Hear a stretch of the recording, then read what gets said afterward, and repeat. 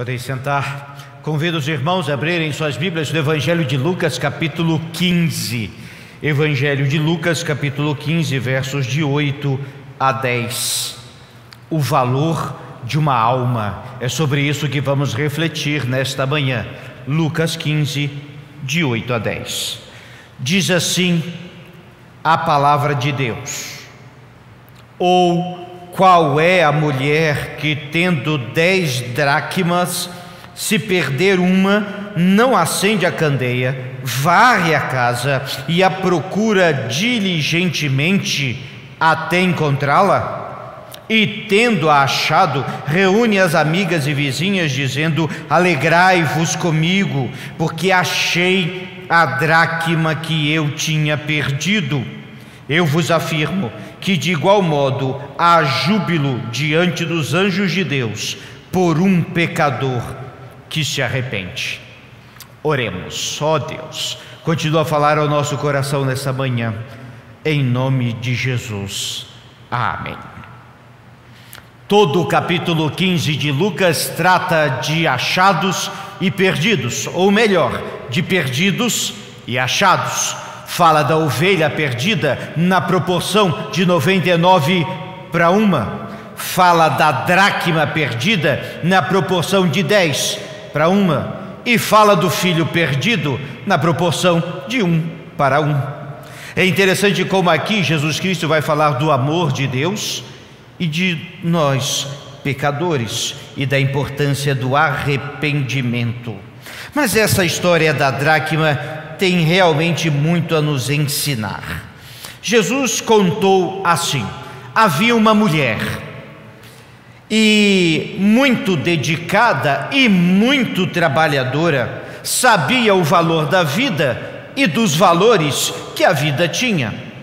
Nas suas raras economias, e naquele tempo ter economia era muito raro, ela então juntou 10 dracmas.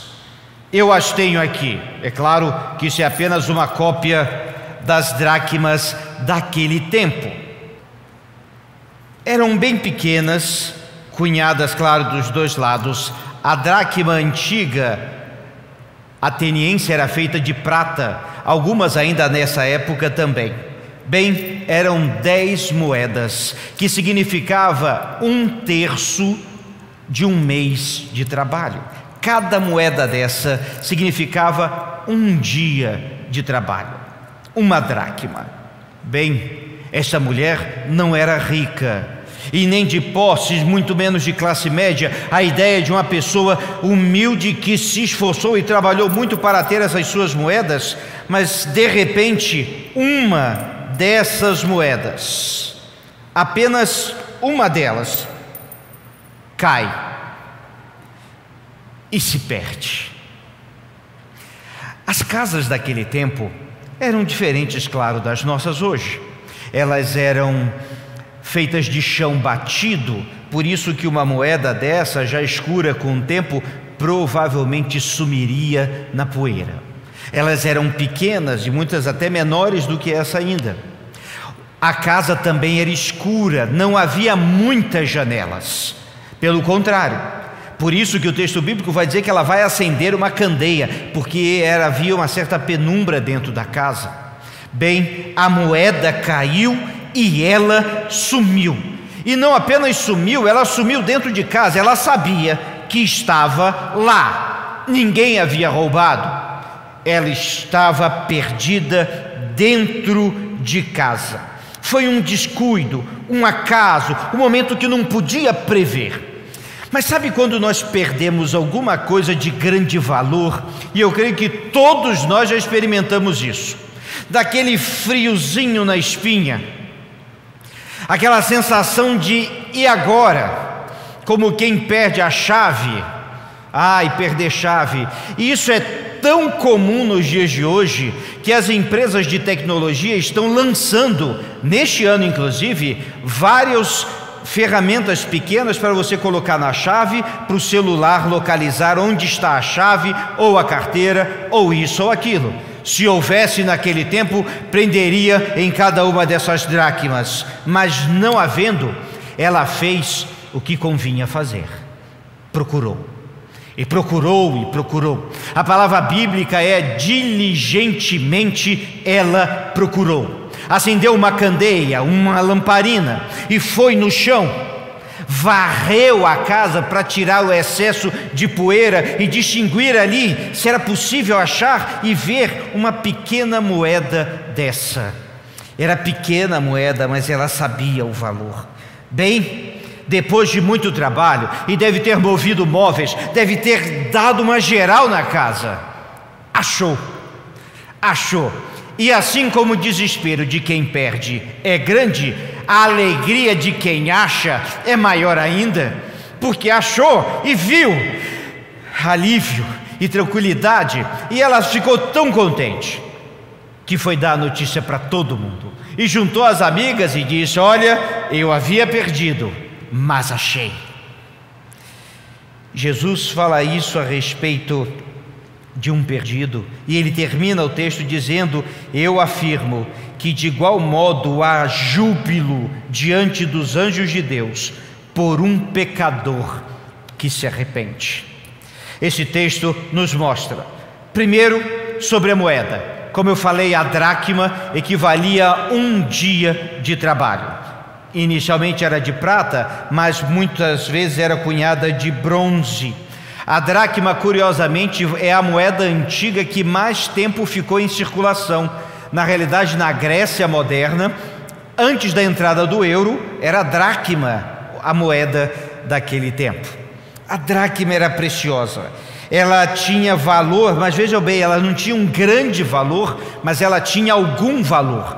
Para quem tinha muito pouco, aquele valor era o suficiente, era o necessário. Por isso ela foi com tanta sede buscar. Aquela mulher tinha 10 dracmas. Isso também é importante. Lembro das proporções. Na parábola das 100 ovelhas, uma se perdeu. Na parábola do filho pródigo, dois irmãos, um se perdeu. Agora, das 10 moedas, uma é perdida. E ela vai então buscar muito. Além do valor financeiro, tem também o valor emocional. É um dia de trabalho, não se podia desperdiçar nem o dia, nem o dinheiro. Aquele era o momento de busca. E o texto agora vai nos falar a respeito dessa busca. A expressão diligentemente nos mostra 3 coisas. A primeira coisa é que ela era incessante, ou seja, ela só iria parar quando encontrar. E assim também acontece com Deus a respeito de cada um de nós. É busca. Veja que alguém pode ir até o Senhor e buscá-lo, mas o que o texto mostra é o que Jesus Cristo fez. Ele foi na direção, foi buscar, e essa busca foi incessante, não termina enquanto não acha. Ela também é diligente, ou seja, os detalhes eram importantes. Precisava de luz, precisava mover móveis, precisava varrer, dava trabalho, precisava de dedicação, era diligente. E eu fico pensando como o Senhor nos busca. Já pensaram a quantidade de vezes que Deus colocou diante de nós circunstâncias, pessoas, situações, em que nós vemos claramente que é Deus dirigindo, Deus cuidando, Deus buscando? Há uma história interessante a respeito de um acidente que aconteceu na Igreja Batista do Lago Norte, em Brasília. Se você for na igreja lá, a pista ela fica, digamos assim, em cima, e o terreno da igreja num grande declive. Aconteceu uns dias, já há muitos anos atrás, uma pessoa muito mal da vida estava num grande desespero e sofreu um grave acidente, e o carro saltou da pista e caiu no terreno da igreja, completamente destruído. O pastor na época morava no terreno do lado, é claro que foi lá, chamaram bombeiro, todo o que tinha que fazer, e é interessante que o bombeiro comentou com outro: esse aí não tem mais jeito não, Mas o pastor que estava lá disse: não, gente, vamos lá, acho que tem esperança, vamos salvar esse camarada. E enfim, tiraram ele das ferragens. Ele foi para o hospital, se recuperou e voltou para aquela igreja, agora pela porta, para aceitar Jesus Cristo como Senhor e Salvador. E o que ele lembrava era que o pastor não tinha desistido dele. Não tinha desistido dele. Essa busca Jesus continua a fazer. Também o achado e a alegria, o alívio, a satisfação. Essa alegria de achar, meus irmãos, é algo extraordinário. Esse encontro real é vida. E finalmente, precisamos entender a respeito do perdido. Vamos pegar a palavra alma e trabalhar um pouquinho com ela. Alma na lama. Isso é um pecador perdido. Alma na lama, e não falo lama, barro com água, eu falo lama, esgoto, churume, algo que fede, algo insuportável, com um cheiro que entorpece. Alma na lama é todo aquele que não tem Jesus Cristo como Senhor e Salvador da sua vida. Alma na lama é todo o que é perdido. E se não há luz, está em trevas, e em dessas trevas continua perdido. Veja que naquela casa escura a moeda estava perdida, e assim são muitos que estão na escuridão, com poeira por cima, ou pior, com lama até o pescoço. Alma na lama, este é o perdido, é o pecador. Ele é alvo da misericórdia e do amor de Deus. E muitas vezes, para você se entender pecador, você precisa se colocar diante da grandeza e da luz do nosso Senhor, ou simplesmente se colocar à sombra da luz da cruz de Cristo, e sim do alvorecer da ressurreição. Arrependimento. Se a alma na lama é o perdido, a calma na alma é quando a alma deixa o mal. Ou seja, agora ela vai conhecer Jesus Cristo. Se Cristo busca o pecador, é para que fique fora do pecado. E quando Cristo agora vai encontrar com este pecador, sim, a alma muda. Arrependimento. Como essa expressão é repetida por Jesus Cristo ao longo do seu ministério. Arrependimento. E é interessante como essa expressão hoje em dia é pouco dita. Ouvimos muito de prosperidade, ouvimos muito de bênçãos, ouvimos muito de muitas coisas. Mas arrependimento, que foi o tema principal de Jesus, e deve ser também arrependimento, pois para que haja salvação é preciso que haja conversão, e para que haja conversão é preciso que haja arrependimento. Arrependimento, como é importante, é ir além do mal.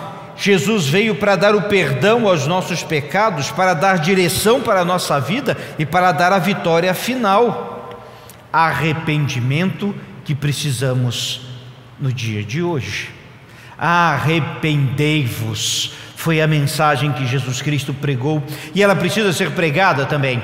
É interessante que hoje parece que quando fazemos um apelo, nós temos que fazer algumas concessões para a pessoa crer. Olha, você quer vir para a igreja? Então não, dá para você dar um jeitinho. Você gosta daquela cervejinha? Não tem problema. Ah, você quer vir para a igreja? A gente dá um jeito, a gente vai mudar a ordem do culto toda para você. Ah, você quer vir para a igreja? Olha, não precisa ser tão honesto, é só um pouquinho. Ah, você quer vir na igreja? E começa a fazer concessões. Isso não está na Bíblia.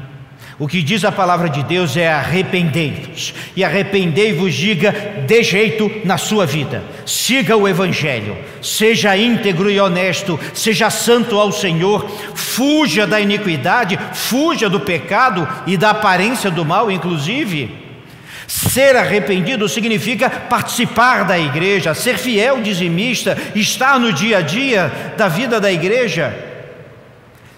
Ser crente é uma bênção e uma alegria, mas passa obrigatoriamente pelo arrependimento, porque Jesus, para te salvar também, passou pela cruz. Arrependei-vos. E o texto termina assim: e eu afirmo que de igual modo há júbilo diante dos anjos de Deus por um pecador que se arrepende. Motivo de festa no céu é vida que se entrega a Jesus. Se na parábola das 100 ovelhas vai dizer então que há festa no céu, na parábola da dracma perdida vai dizer que os anjos estão em júbilo no céu por um pecador que se arrepende. Como isso, meus irmãos, é maravilhoso demais. De todas as coisas no mundo, de todas as coisas que a igreja faz, de tudo aquilo que você pode fazer, levar uma alma para Cristo é, sem dúvida nenhuma, ter festa no céu. Quando um pecador se arrepende, quando a pessoa entrega a sua vida, quando muda de direção, meus irmãos, festa no céu. Tudo o que acontece no mundo executa a mesma obra: a glória do Pai e a salvação de seus filhos, disse certo autor do passado. Salvação. Anunciar o Evangelho, e por isso que anunciamos essa salvação, por isso, meus irmãos, que pregamos a respeito de Jesus Cristo. William Booth, no passado, ele disse o seguinte: algumas pessoas gostam de viver envolvidas pelo som do sino da igreja ou da capela. Eu prefiro gerenciar um posto de salvamento a um passo do inferno e ali anunciar Jesus Cristo. Sabe por quê, meus irmãos? Essa festa, essa salvação, o que Jesus Cristo fez na cruz por nós, é para que haja salvação, é para que o perdido seja achado, para que você esteja longe como nas ovelhas, dentro de casa como na dracma, ou seu parente como no filho próximo, que haja arrependimento e haja salvação, que haja vida e vida eterna. 10 moedas, uma exigiu grande esforço. Qual é o valor da sua vida? O valor da sua vida foi pago na cruz do Calvário por Jesus Cristo. O valor da sua vida não pode ser contado em moedas. Foi apenas uma ilustração que Jesus Cristo fez. O valor da sua vida é do tamanho do amor de Deus. E por isso, creia. Por isso se arrependa. Por isso, aceite a Jesus. E possamos juntos celebrar que um perdido foi achado. Vamos ficar de pé e vamos cantar.